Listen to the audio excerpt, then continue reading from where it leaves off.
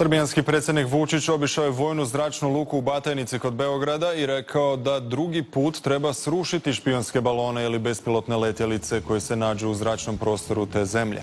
Srbiju uznemirila nepoznata letjelica koju su radari jučer otkrili iznad Valjeva.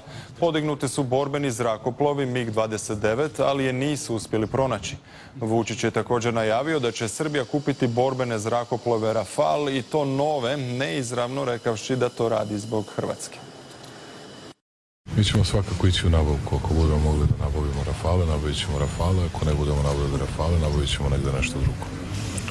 Ali mi moramo da vodimo računa uvek o jednoj stvari, a to je odnos u regionu i kada ga poremete, uvek nam dajući nesuvisle tumačenja, onda u tom trenutku mi moramo da značajno osnažimo.